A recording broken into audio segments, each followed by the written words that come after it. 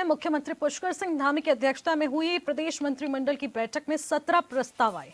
अब सीएम की घोषणा के तहत उत्तराखंड आंदोलन और सांस्कृतिक विरासत का इतिहास, कक्षा 6 से 8 तक हमारी विरासत और विभूतियां पढ़ाए जाने के प्रस्ताव पर मोहर लगी है।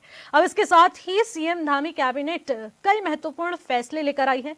अब कैबिनेट समाप्त होने के बाद सचिव गृह शैलेश बगोले ने जानकारी साझा की है। कक्षा 10 के बाद जो छात्र 3 वर्षीय पॉलिटेक्निक डिप्लोमा करते हैं उन्हें कक्षा 12 के समकक्ष माना जाएगा। जी हां, अब चीनी मिलों के लिए अगेती 375 रुपए और सामान्य प्रजाति के 365 रुपए प्रति क्विंटल की गई है।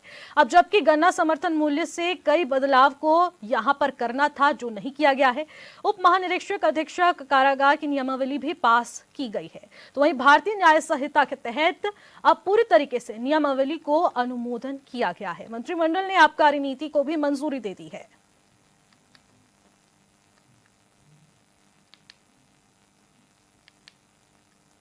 विभाग का मत था। इसमें मुख्यमंत्री स्वयं सहायता समूह सशक्तिकरण योजना में कुछ नए प्राविधान जोड़ने पर आज माननीय मंत्रिमंडल द्वारा अनुमोदन दिया गया, जिसमें प्रथमतः जो है विभिन्न कार्यशालाओं, कार्यक्रमों महिला सम्मान कार्यक्रम लागू करने के लिए योजना में लगभग 2.3 करोड़ की धनराशि की व्यवस्था की जाएगी। इसके अलावा जो क्लस्टर स्तरीय संगठन है CLF जिसको बोलते हैं, उसमें महिलाओं की जो व्यावसायिक गतिविधियां हैं उसको संचालन करने के लिए 15.4 करोड़ की धनराशि की व्यवस्था की जाएगी। इसके अलावा लखपति दीदी बनाए जाने के उद्देश्य से जो रूरल बिजनेस इंक्यूबेटर हैं उनके माध्यम से मार्केटिंग, प्रोडक्ट डेवलपमेंट और क्वालिटी कंट्रोल हेतु अल्मोड़ा और हवालबाग में जो सेंटर चल रहे हैं उनमें 25 लाख की अतिरिक्त धनराशि इसमें दी जाएगी।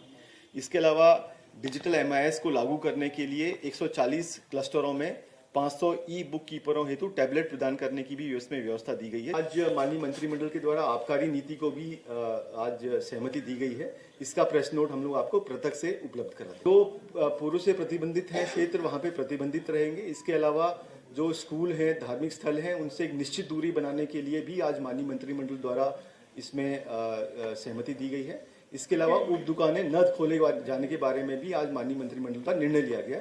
इसके अलावा जो अन्य प्राविधान है वो पृथक से हम लोग आपको अवेलेबल। तो जिस तरीके से कैबिनेट बैठक हुई है और इसमें तमाम ऐसे प्रस्तावों पर धामी सरकार ने बातचीत की और इसी पर ज्यादा जानकारी के साथ उत्तराखंड ब्यूरो चीफ अरुण सैनी भी हमारे साथ सीधे लाइव जुड़ चुके हैं। अरुण, आखिरकार जिन 17 प्रस्तावों की इस कैबिनेट में चर्चा की गई उसमें सबसे महत्वपूर्ण प्रस्ताव कौन कौन से हैं?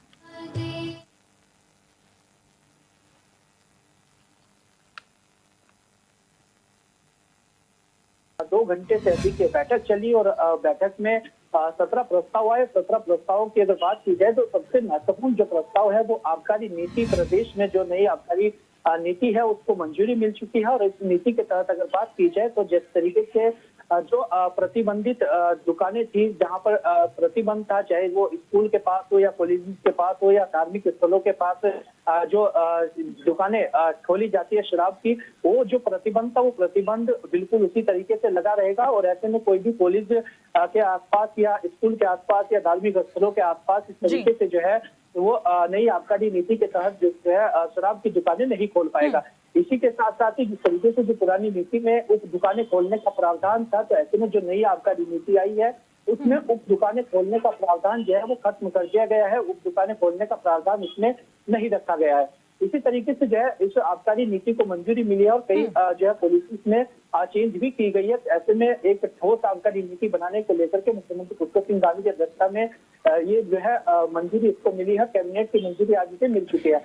इसी के साथ साथ ही शिक्षा विभाग से संबंधित मत भी इस कैबिनेट बैठक में आए। शिक्षा विभाग से संबंधित बात की जाए तो अब उत्तराखंड राज्य का इतिहास भी पाठ्य पुस्तकों में जो है वो उत्तराखंड में शामिल होगा, जिसमें कि कक्षा 6 से लेकर के कक्षा 8 तक सहायक पुस्तिका में पाठ्य जो है ये शामिल होगा।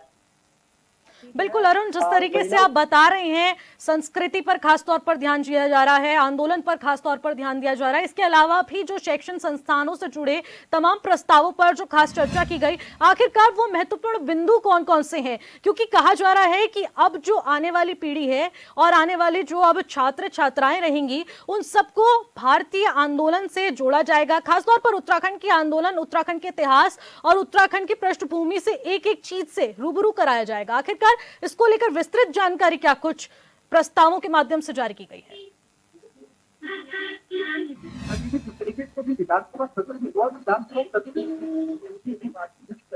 पर हुई उसमें ये चीजें सामने आई कि राज्य आंदोलन का जो इतिहास है वो भी उत्तराखंड में जो है बच्चों को पता होना चाहिए। इसी के साथ साथ ही नैतिक शिक्षा पर भी एक जब विधानसभा सत्र चल रहा था तो उसमें आपने भी गौर की होगी, नैतिक शिक्षा को लेकर के काफी चीजें उठी हैं और नैतिक शिक्षा को लेकर के उसमें कहा गया है कि नैतिक शिक्षा जो है पाठ्यक्रम में जोड़नी चाहिए, नैतिक शिक्षा को लेकर के पुस्तिका में उन्हें जोड़ना चाहिए।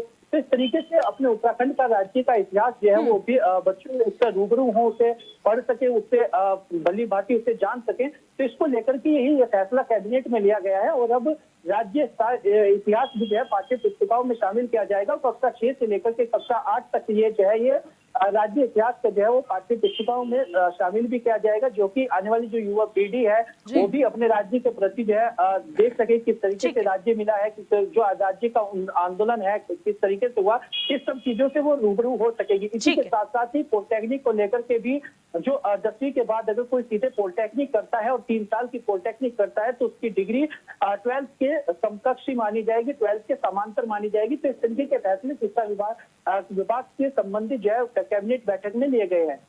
ठीक है अरुण, बहुत बहुत शुक्रिया तमाम जानकारी के लिए। और जिस तरीके से हमारे संवाददाता, हमारे ब्यूरो चीफ अरुण सैनी ने भी तमाम जानकारी साझा की है कि आखिरकार कैबिनेट में उन 17 प्रस्तावों पर किस तरीके से ध्यान आकर्षित किया गया है।